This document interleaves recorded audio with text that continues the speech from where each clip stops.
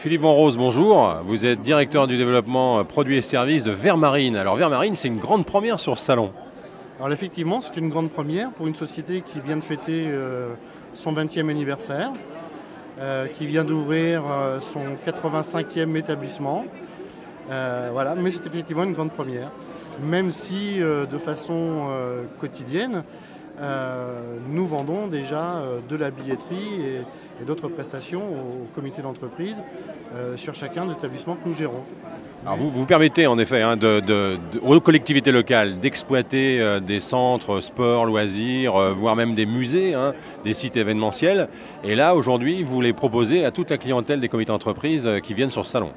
Écoutez, je pense qu'aujourd'hui, Vermarine a suffisamment de maturité, dispose d'un réseau suffisamment étoffé pour pouvoir prétendre être un nouvel acteur national à destination des comités d'entreprise.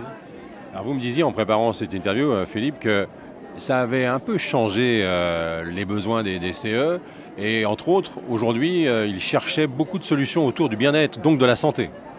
Effectivement, on s'aperçoit que aujourd'hui, les comités d'entreprise ont envie d'élargir le panel de leur offre avec en particulier de la pratique physique régulière, piscine, de l'entrée piscine tout simplement, des forfaits aquagym et je vous disais oui qu'on a rencontré un élu en décembre.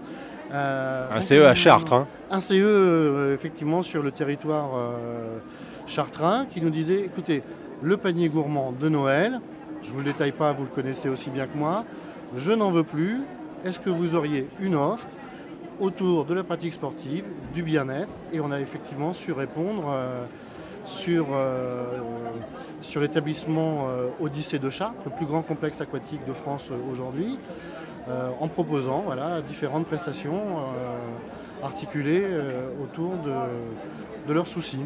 Alors vous avez une offre assez large, 80 sites maintenant dans toute la France, donc bien au-delà de Chartres, évidemment, mais ces sites ne proposent pas tous de l'hébergement.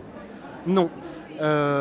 Même très majoritairement, nous n'avons pas de structure d'hébergement intégrée, puisque nous avons quand même beaucoup en gestion d'établissements que sont les piscines, les patinoires, et pour lesquels il n'y a pas besoin d'hébergement.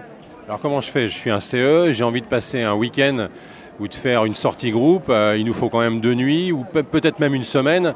J'imagine que vous avez des partenariats avec tous les hébergements locaux. Alors, tout premièrement, nous avons quand même des structures telles que la base de loisirs de Cap Découverte, la plus grande base de loisirs à ciel ouvert aujourd'hui en Europe, qui a, elle, une structure d'hébergement intégré, une auberge.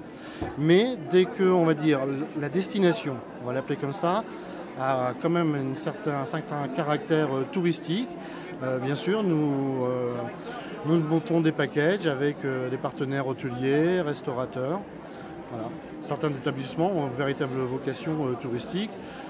Sur la côte ouest, les Sables d'Olonne, un site magnifique, et nous travaillons dans cette direction. Voilà. Alors vous me parliez qu'il y a des golfs, des musées, des centres atypiques. Quels sont les plus originaux et quels sont aujourd'hui ceux qui sont les plus fréquentés? Alors, je dirais le plus fréquenté, le plus original, certainement la planète des crocodiles à Civaux, à 2 pas de Poitiers, si je puis dire. Plus de 200 crocodiles représentant 9 espèces, dont certaines très rares. Le petit crocodile chinois, aujourd'hui, nous sommes très fiers de l'avoir dans notre établissement. Je crois, allez, on va dire à 10 espèces près, aussi 10 espèces végétales très rares qui s'acclimatent uniquement en ambiance tropicale. Donc vous avez le tout sous une serre de 5000 m², une ambiance extraordinaire, quelque chose vraiment de remarquable, thématisé. Quand on y est, on se dit ça y est, je peux démarrer mon safari. Quels sont les projets de développement de Vermarine? Les projets de développement de Vermarine, difficile de répondre à cette question parce que cette société ne s'est fixé aucun objectif. Voilà.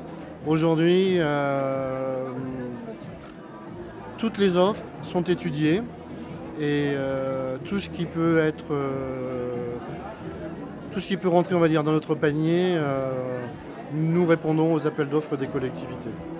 Une dernière question, on parle beaucoup de culture en ce moment dans les comités d'entreprise, puisque ça fait partie évidemment des fondamentaux de la gestion d'un comité pour ses salariés. Il y a des sites intéressants à découvrir au niveau culturel? Alors vous avez là aussi, et encore en Vienne, le centre d'interprétation du rock aux sorciers, la plus grande reconstitution de frises de l'époque magdalénienne, plus de 20 mètres, une reconstitution vraiment très réussie.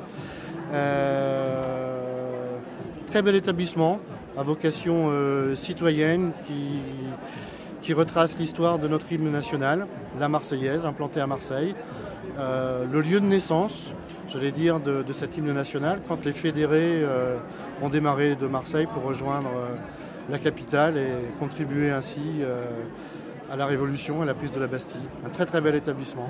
Bien, écoutez, on ne va pas chanter à nos enfants, mais en tout cas, allez vers Marine. Hein. Et puis, bonne continuation dans vos projets et merci de cette interview, Philippe. Merci beaucoup à vous et effectivement, on peut souhaiter à Marine d'apporter le maximum de prestations et prestations de qualité au comité d'entreprise. Et très bonne fin de salon. Merci. Merci.